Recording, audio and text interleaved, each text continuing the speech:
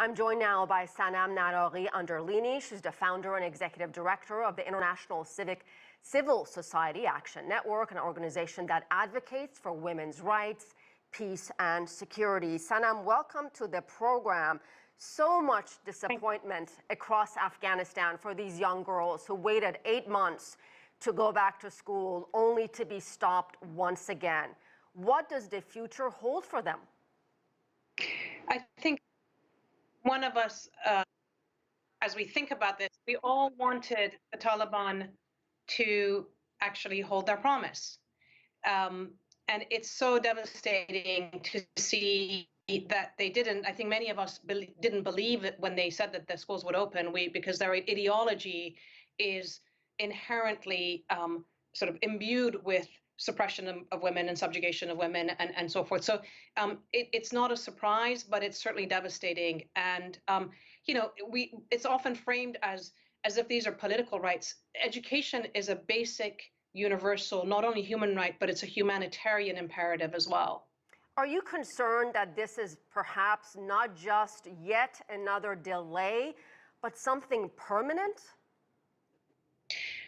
What I'm worried about is that both sides are playing and using the rights and lives of women and girls for some form of political gain or economic gain or other things. I don't see that the West necessarily cares that much, or the international community cares that much really about what's happened to women and girls in Afghanistan, because at the times when they were sitting at the tables of negotiation, they didn't raise the issues. So when they had leverage, nothing was done. At the moment, we've heard the World Bank is stopping its programs that were going to be directly supporting healthcare and education and so forth. And they'd said that there was programming that wasn't going to go through Taliban governance, and the funds were not going to reach the Taliban. They've stopped. I run an organization. We're trying to get money into the country to women's organizations and to families.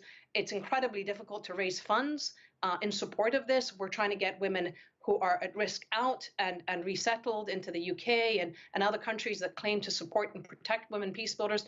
They're not doing it. So everybody, there's a lot of rhetoric about caring about women and girls, but it doesn't seem that either side seems to care. And that's really what's the most devastating, that young girls are paying the price for geopolitics that nobody seems to understand so much. So Sanam, what is your message to Western countries, to the international community, to really try to solve this crisis? Should they use some kind of leverage with international recognition and humanitarian aid? I think that it's a couple of things. I think number one, we have to stand firm with the Taliban in terms of their rhetoric.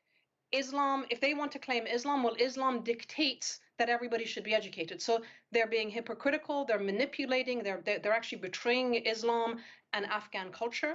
And I think that what we need to be seeing from the international community is step by step. If the Taliban want recognition, we shouldn't be flying them back and forth in private jets to Europe for discussions. There should be step-by-step conditions.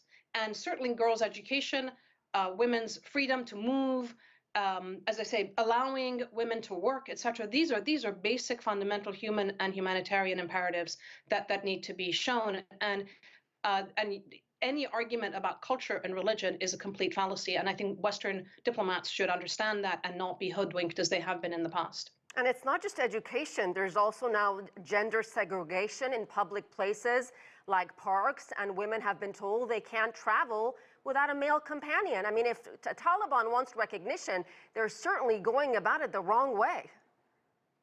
This is absolutely.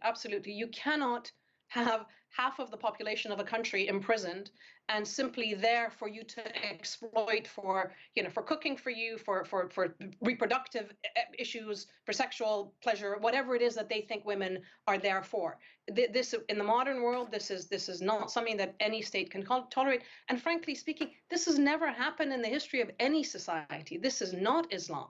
This is something that the world needs to understand. This is an extremist movement that has used violence against the Afghan civilian population to get where it is.